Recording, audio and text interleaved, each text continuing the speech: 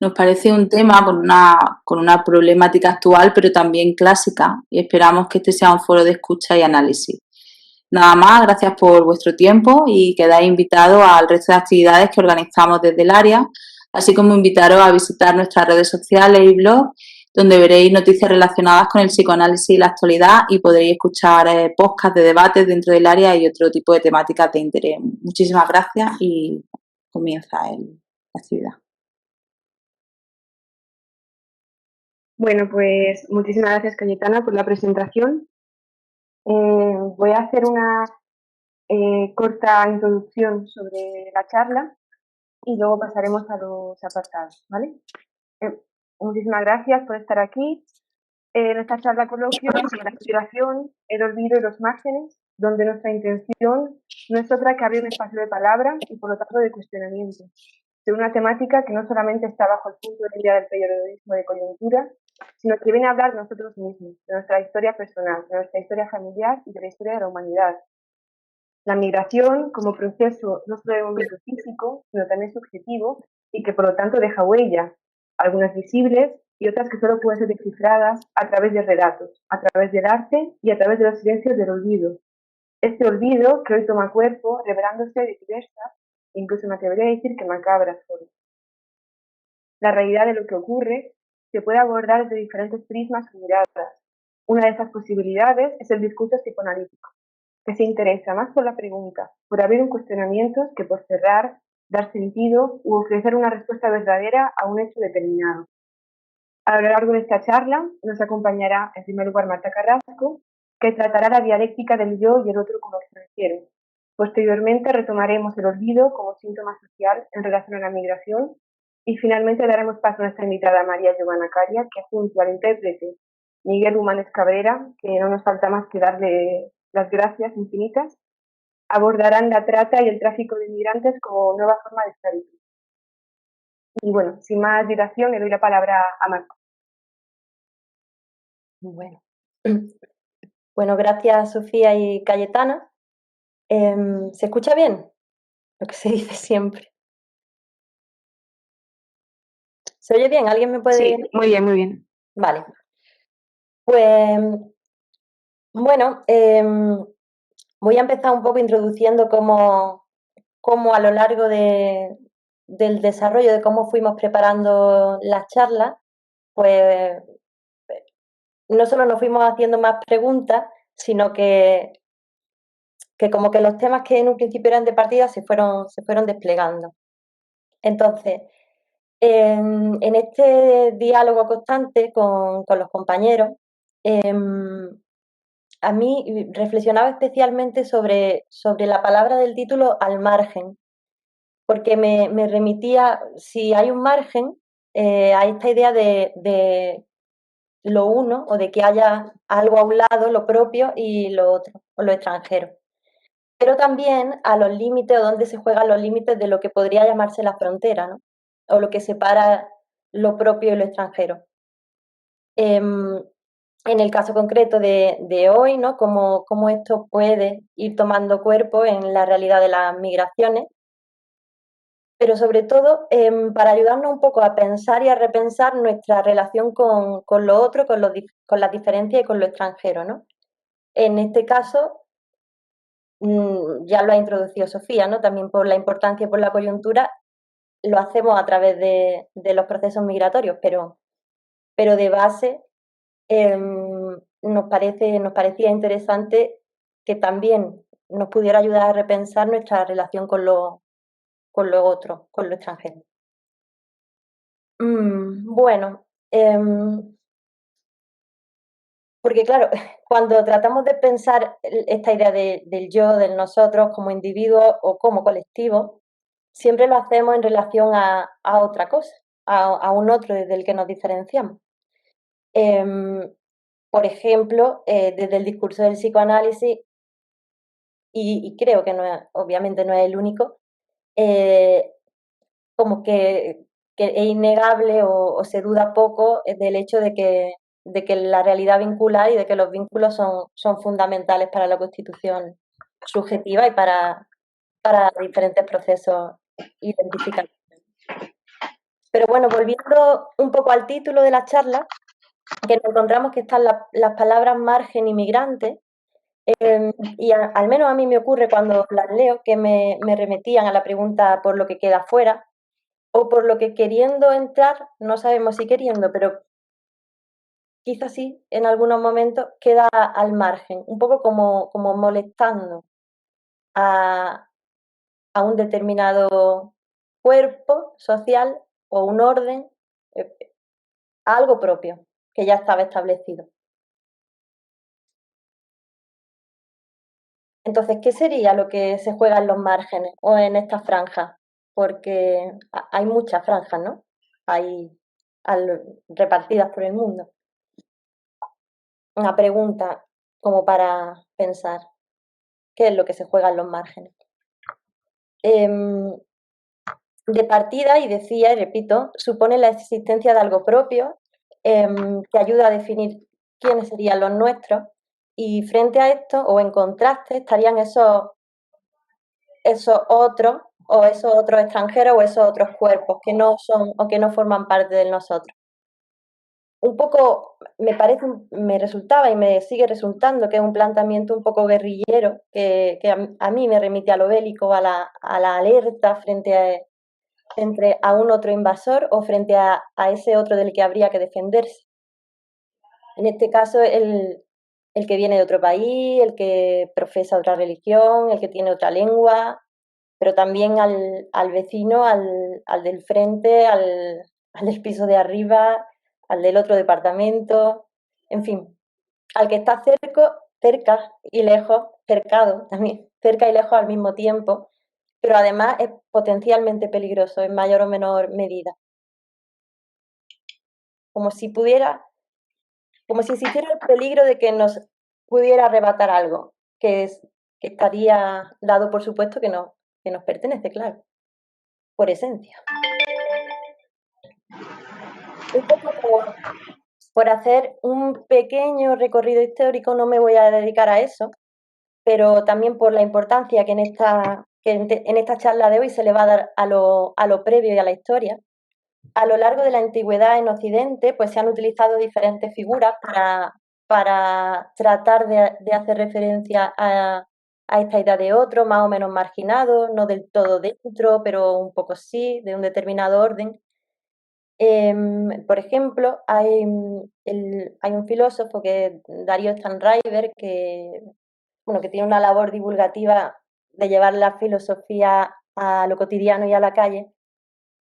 Y en una de estas actividades de su charla, recuerda que ya en la Biblia aparecen tres figuras, que son la de la viuda, la del huérfano y la del extranjero, como figuras de lo otro diferente.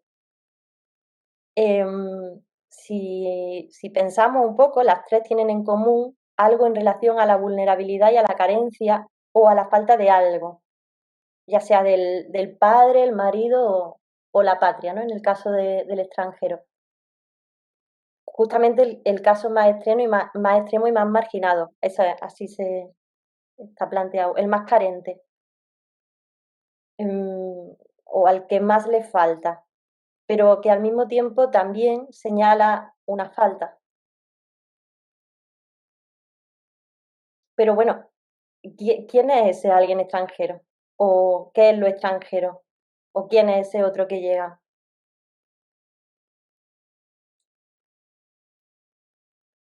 Como decía, que no es un tema nuevo y ha sido un tema abordado y sigue siendo un tema que se sigue abordando, más ahora en la situación de pandemia que ha puesto en cuestionamiento tanto en relación a lo vincular y al contacto y al contagio. Además de psicoanalistas, el tema del extranjero ha sido abordado por otros, ¿no? Em, Como por ejemplo algunos filósofos del siglo XX, como Levinas o Derrida, que nos han servido. Por eso los estoy mencionando porque a veces otros discursos, otras miradas sirven también para repensar y para dialogar. Y por supuesto Lacan, ¿no? Entre otros muchos, entre otros muchos. Por ejemplo, Nicolás Falkov tiene un capítulo que se llama La hospitalidad en un libro que se titula La problemática del mal, y cita un trabajo de una autora, una mujer que se llama Alcira Bonilla, que el trabajo se llama La medusa y el extranjero de Elea. En este trabajo, tomando referencias de Derrida, se plantea al extranjero como el que tiene una posición privilegiada para cuestionar las creencias y el orden del lugar de llegada. Es un poco ligado a esto de sí, se está en falta, pero también señala una falta o pone en cuestionamiento algo. Aquí se retoman otras tres figuras muy interesantes de la Grecia antigua, que son la figura de Artemisa, Gorgo la Medusa y Dionisio. Si mi compañera está compartiendo, si puedes compartir la imagen, Sofía, de la figura de Artemisa, te lo agradezco por lo que voy a mencionar ahora. Bueno, esta figura decía que era particular porque condensa este aspecto bélico de la relación con lo extranjero y esta idea de esta tensión que básicamente inevitable, ¿no? Porque es constitutiva de ese vínculo, pero también como la posibilidad de hacer un modo diferente, un modo que no sea necesariamente el camino de la violencia. Tal vez, bueno, explico por qué. En principio, esta Artemisa tenía el carácter de extranjera para los griegos, era una bárbara del pueblo de los tauros, que no conocían la hospitalidad. Cito un poco la descripción que se hace de esta Artemisa taura. Cortaban la cabeza a los extranjeros en el altar de la diosa. Sin embargo, cuando los griegos espartanos la incorporaron a su panteón, invirtieron las funciones y se convierte entonces en la diosa del hombre civilizado, del mundo que a diferencia del bárbaro, hospeda al extranjero. De alguna manera el extranjero pasa a ser el que demanda ser bien recibido ante la diosa, en este caso. Pero claro, no es sin esta tensión entre el que llega y el que recibe, que además, según planteamientos de filosofía, pero también posteriormente de Lacan, esta tensión no debería de resolverse si se apuesta por una convivencia con lo diferente de uno mismo y del otro, lo radicalmente diferente que nos cuestiona. Porque claro, si se trata de encajar a este otro en los esquemas propios, ¿no? De algún modo también se ejercería una violencia más o menos simbólica o más o menos bárbara, a veces criminal, ¿no? Que María, algunos de los ejemplos que trae la compañera María Giovanna remiten, a mí me hacían pensar en esto, ¿no?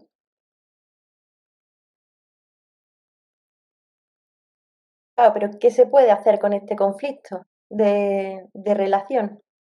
Prácticamente imposible, ¿no? Imposible quiere decir que queda algo, siempre queda algo de extranjero si es que se acoge al extranjero, como radicalmente diferente. Pero ¿cómo se puede establecer un lazo con algo que me cuestiona como sujeto, como país, como ciudadano? ¿Qué se puede hacer con eso? Ya digo que es un tema al que se le han dado y tal vez le seguiremos dando vueltas, ¿no?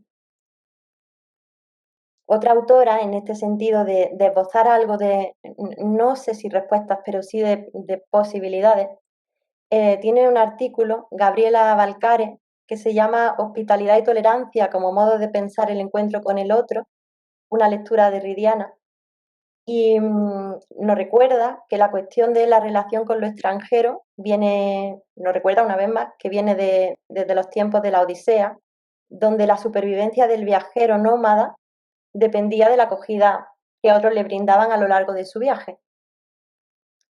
Esta autora además de hacer un recorrido, señala que en Occidente se habla de tolerancia como una actitud de apertura a la diferencia del otro, pero que sin embargo esto podría ser un arma de doble filo, porque tolerar en su etimología quiere decir soportar o sostener.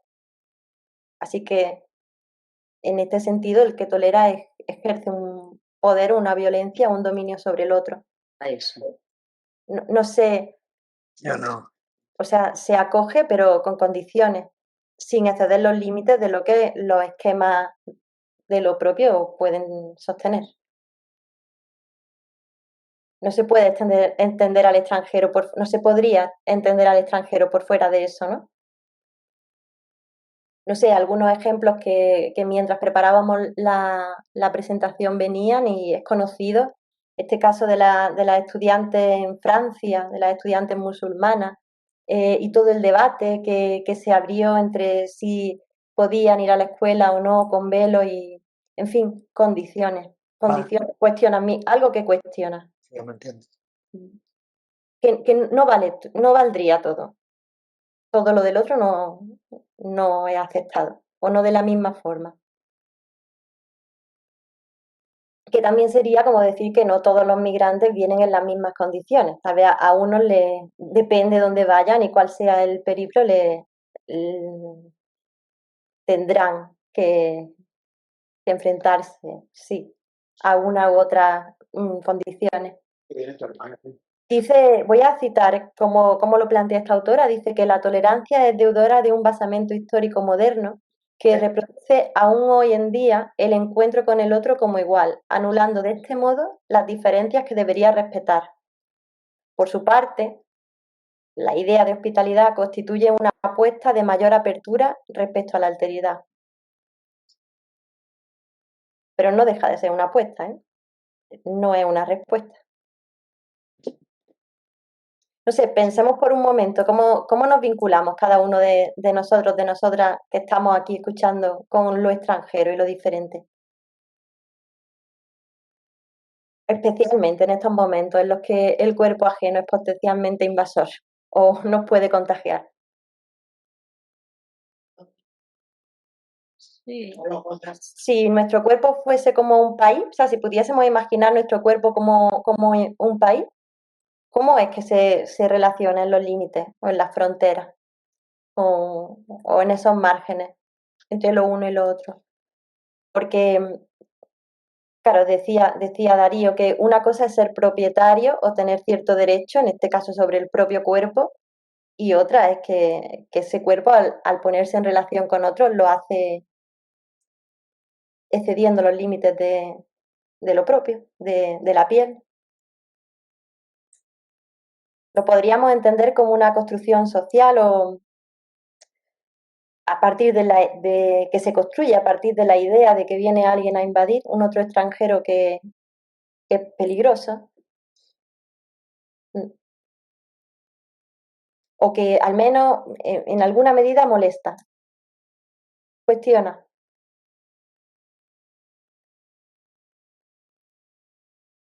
¿Cuál sería entonces el trato o el tratamiento o la trata que abordará María más adelante? ¿Qué hacemos con lo que queda en los márgenes? ¿Cuál es el tratamiento de ese otro? ¿Lo disolvemos en nombre de la tolerancia, de lo aceptado, o lo devastamos de modo más explícito o menos?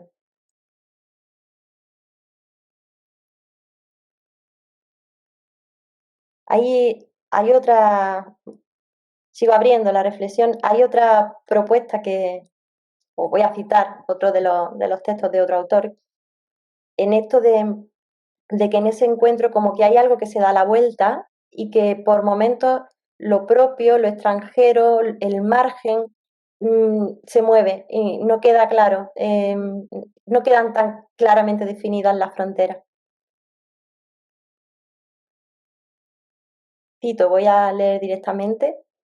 Para poder ser anfitrión, para poder ser hospitalario desde de la lógica del don o de la apertura, es necesario saber mantener distancia, siendo preciso incluso poder ser extranjero de uno mismo.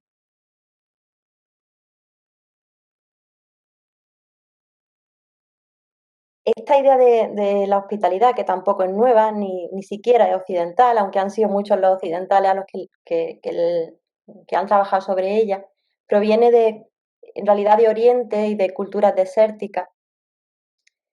Creo que hay una imagen que también se podría compartir porque igual ayuda, ¿no?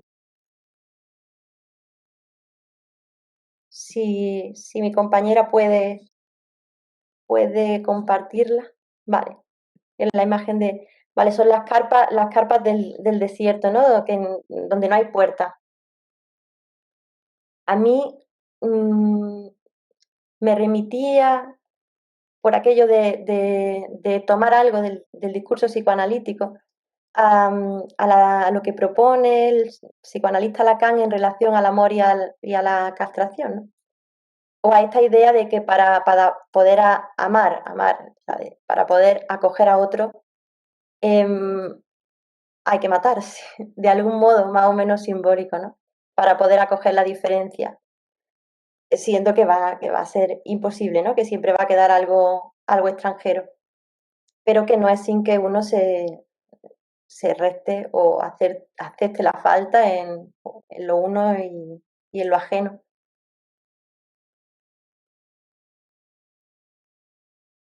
Un poco, ya para terminar y para dar paso a la exposición de la compañera Sofía, y en relación a nuestro vínculo con lo extranjero,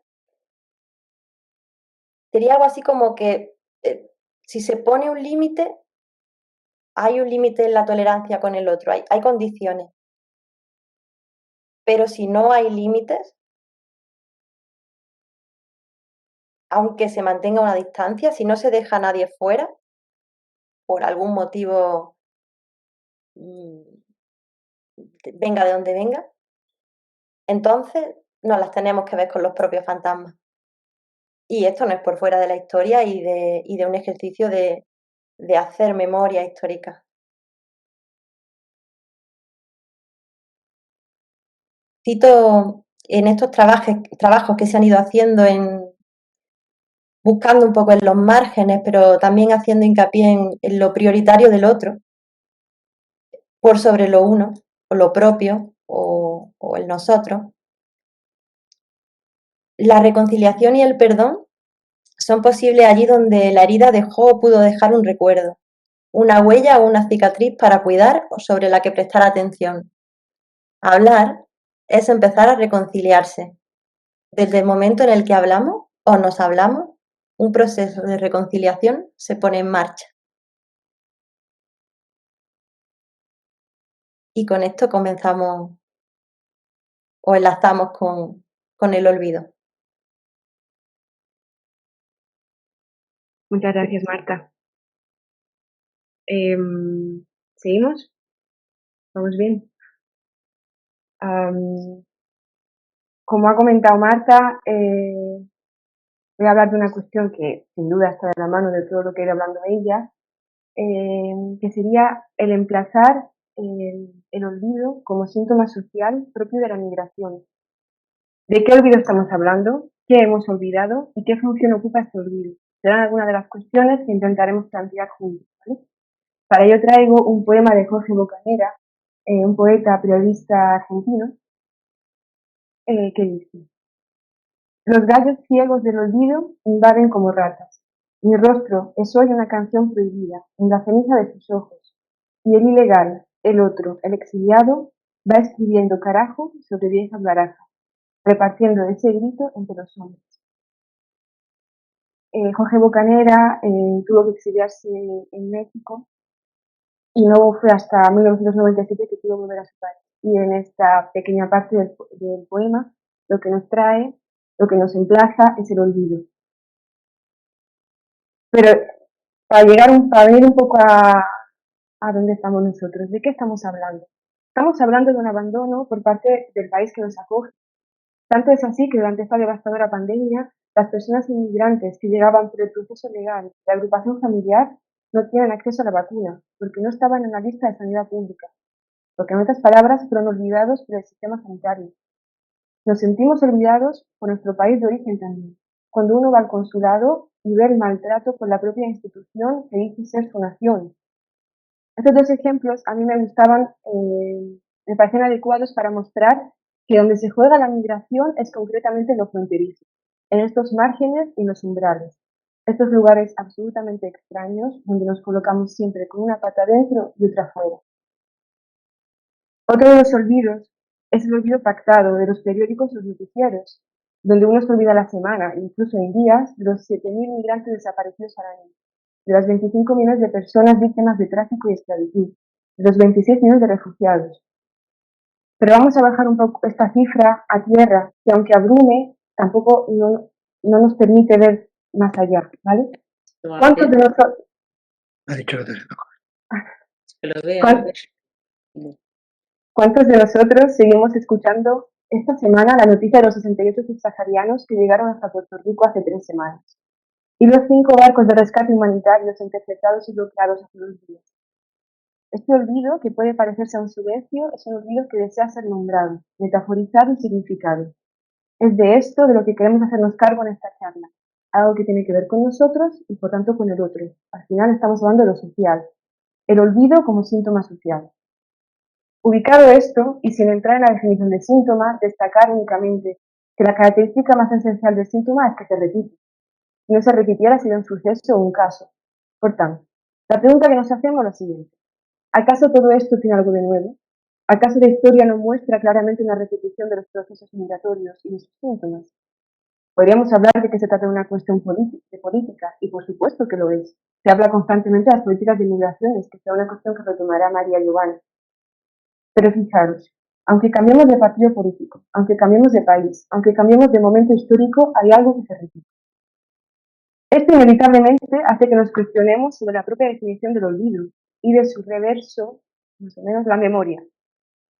Y como a psicoanálisis le gusta mucho volver a la etimología, vámonos a la etimología de la palabra olvido.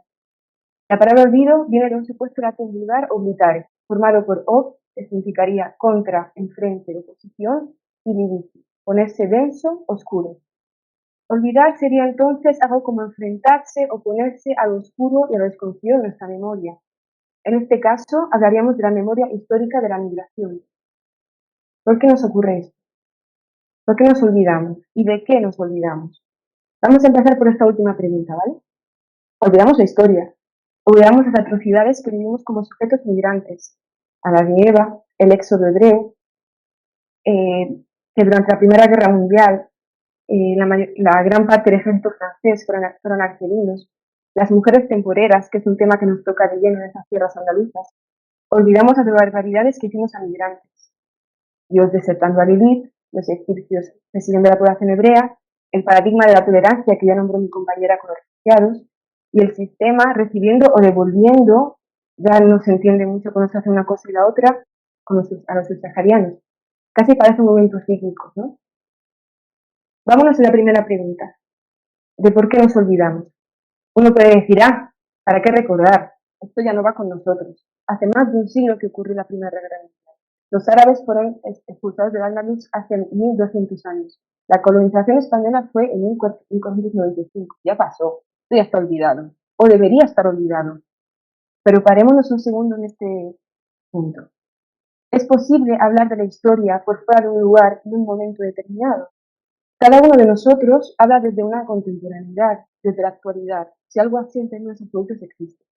Por tanto, la historia de la migración vivida tiene que ver siempre con el presente, porque no se puede hablar de ella por fuera del presente. Por tanto, es un tema de nuestro tiempo, y citando al filósofo y divulgador Darío Strauss-Weide, me atrevo a decir que la historia no tiene tanto que ver con lo que pasó, sino con lo pendiente, y por tanto con algo que quedó fuera de lo que se pudo narrar o nombrar. Y es únicamente bajo este marco que podemos entender que en el momento presente estamos todas y todas aquí en una charla sobre migración. Podemos colocar algo de la responsabilidad subjetiva como sujetos de la historia migrante aquí, ¿vale? Pero vamos a hacernos la pregunta al revés. ¿Para qué olvidar? El sepultamiento de los hechos y acontecimientos sangrientos, la trata y el tráfico de inmigrantes, la esclavitud humana, la revolución en caliente, el no poder volver a casa, no hacen más que llamar a la necesidad de exhumar la memoria. Pero ¿cuál es el problema? ¿Por qué no podemos hacerlo? Por un lado, resucitar la memoria implica legitimar el dolor vivido y efectivo. significaría reconocer los crímenes contra la humanidad. En definitiva, y como decía Freud, aceptar que el ser humano no es pureza y bondad por naturaleza, sino que también incluye agresividad, se inclina hacia la destrucción y a veces a la crueldad. ¿Y cuál es el objeto de satisfacer la agresividad si no es en el otro? En este caso, hablaríamos del extranjero. De hecho, uno piensa que la historia es creada por la memoria narrada por los vencedores. Esto sin duda es lo que nos enseñan en el colegio, en el instituto, en la facultad, pero pensemos por un momento la posibilidad de que sea el olvido lo que genera la continuación de una nación. Renan propone que el mecanismo verdadero que nos permite habitar el presente es el olvido, como la única forma de no tener que estar dando cuenta constantemente de las opacidades y las violencias del pasado. Cito: el olvido se da es porque no se soporta algo que estuvo en el origen de la nación, una violencia sin duda, un acontecimiento traumático, una especie de maldición inconfesable. Me encanta la palabra maldición en este caso. Ese olvido indispensable debe nacer de una especie de represión y por lo tanto debe ser significante e interpretado en palabras. Por eso decíamos antes que se trata de un olvido que llama a ser nombrado. Por eso vuelve, es el retorno de lo reprimido. El inconsciente no olvida, llama constantemente a la puerta. A veces entra por la ventana y otra rompe las paredes directamente. Tomando cuerpo, ¿de qué forma?, nos preguntaríamos. Retomo a Renan. Lo que ninguna narración histórica puede impedir es la recurrencia de esa violencia, que elegirá sus propios modos de manifestarse. Podemos colocar aquí lo que va a hablar a continuación María Giovanna. Por tanto, y reconduciendo el camino de esta parte pequeña de la charla, y es que tengo la sensación, tanto cuando la preparaba como ahora, que estamos dando vueltas alrededor del olvido, pero sin llegar a palparlo como tal. Y esto a mí me remitía, no sé si os gusta el cine, no sé si os gusta Interestelar, pero los astronautas, como migrantes también, lo que hacían era girar alrededor del agujero negro de Gargantúa, girar para acercarse, pero no tanto para no ser absorbidos por la nada. Tal vez porque el olvido y los olvidados son los que ya no tienen voz, porque murieron, porque se las quitaron, o porque vieron que era mejor no significarse, como se decía durante la dictadura española. Hablar de algo que no tiene voz Yo es cuando imposible. Santana que cuente con ella. Es que no nos dimos cuenta de lo que hubiera estado aquí. Termino ya, ¿vale? Que Hablar de algo que no tiene voz es imposible, pero precisamente ese es el camino que proponemos. Dar voz a aquellos que no pudieron y no pueden ser escuchados. ¿Qué será lo que hará nuestra compañera Maya Giovanna? Y con esto, muchísimas gracias por escuchar.